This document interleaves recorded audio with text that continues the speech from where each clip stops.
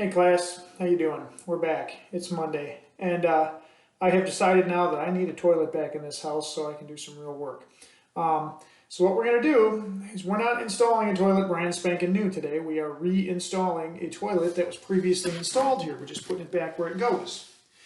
Well, if you're putting a toilet back where it goes, you've got a few things that don't always carry over well from one toilet to the next. The main thing being your wax ring. This is a toilet wax ring. Comes in a box like this. Harvey, no seep, number 10 toilet wax ring. Now, there's a couple different kinds of wax rings. I generally go by the rule of thumb that the bigger the wax ring, the better. The more wax you have sealing that toilet to your toilet flange on the floor. Also, I like these big wax rings with the plastic chute in the middle right here. Basically what that does is that gets that point where all of your waste, if you will, is down below the level of your toilet flange, which is right here on the floor. That little plastic flange at the bottom gets us down into here, as opposed to there just being a wax ring around the surface sealing everything in. I like to have those. I like to have more wax. As you can see, this wax ring, this kind of stock one that comes with the toilet, is a little bit smaller. This one is fatter and taller. I like to use the fatter and taller ones because, like I said, lots of wax. But there's a few other things that you don't necessarily want to reuse. The second being your toilet flange bolts. These are the bolts that hold your toilet to the floor, or actually they hold it to that piece of PVC, that toilet flange that's coming up to the floor. A few things I want you to look at here now. As we look at our toilet flange, can we see it? We can see it, yes we can. Now, this flange bolt has a nice little squared off end on the bottom right here. The nice thing about that is that it goes nicely right into here, and now if I turn it sideways, it can't come up. When I tighten a nut down on this, this will pull my toilet down onto my toilet flange. It will squeeze some of the wax out around the ring right here, and it'll make sure that there's a nice seal between your toilet up here and your plumbing down here. Now, a few things about this wax ring you might notice. I got a little chunk of mortar, a little grout right there. I don't want that on the surface. What you want to do is you want to clean this off real well right here so there's not any debris or anything in the way. Then you want to put your flange bolts in here. Now, it's real important, guys. We went through this in my Intro to Building Trades class when we laid out our 5x8 bathroom and we did our nice little build-up in the classroom, in the shop there, of a 5x8 bathroom. Now, away from the wall here, we want the center of my toilet flange about 12 inches, 12 to 13 inches away from the wall. Now, what I like to do is for my rough framing behind the drywall, I like to lay out the center of my toilet hole flange at 13 inches. That way, by the time I put drywall on, by the time I put baseboard on, by the time I put shoe molding on, I'm somewhere around 12 inches away from that finished wall right here. Otherwise, that toilet's going to be leaning against our wall, rubbing against our wall every time we sit down on it. We don't want that to happen. We want there to be just a tiny little bit of space. So, once we've got the flange bolts set, we can take a tape measure and we can measure away from the wall to make sure these are even.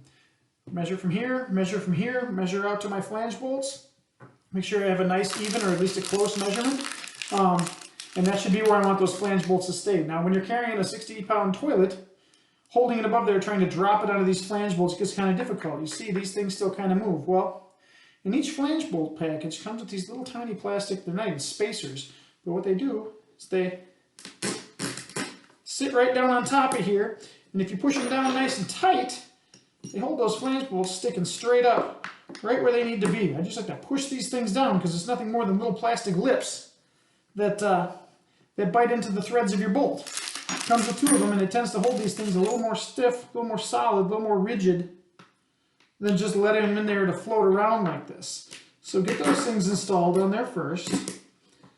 And then you're going to have your little nuts right here. I got a 7/16 wrench. Fits that nut perfectly. Once you start putting a toilet in here, it gets kind of tough to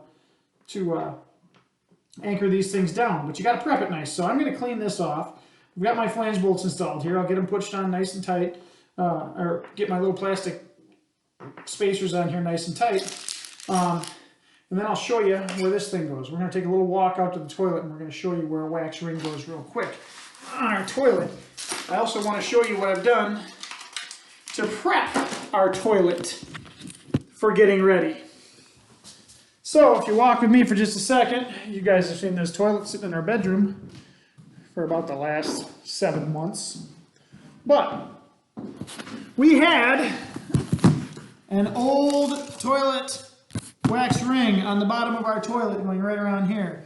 As you can see, I took my nice little putty knife and I scraped that whole big thing off right there, and it's sitting there as a piece of junk. Now what I'm going to want to do, ideally, is when I'm carrying that toilet and setting it into place, I don't have a whole lot of control over the bottom of this thing because the toilet's heavy. So what I like to do is I like to stick the flange bolt in, or the toilet flange wax ring nice and centered right there. Give it a little bit of a push on there, okay? Your hands will get sticky because of this wax.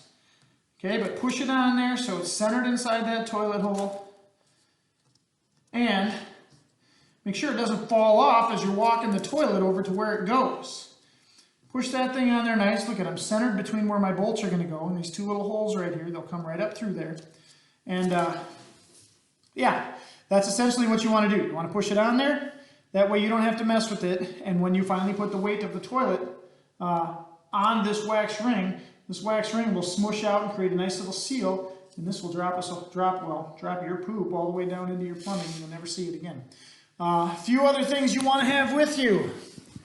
Be a good idea to have your torpedo level with you right away. Be a good idea to have maybe a set of channel locks, that 7/16 wrench for tightening those bolts down. Did I mention shims already? Because you will have to shim your toilet up a level. You don't want your toilet sitting out of level. You want that water level in there being nice and even all the way across. That'll get your toilet to flush and get the bowl to drain properly. I'm going to clean off that real quick, and then we'll actually bring the toilet in there and set it. So I will prep it real quick and be back with you guys in a second.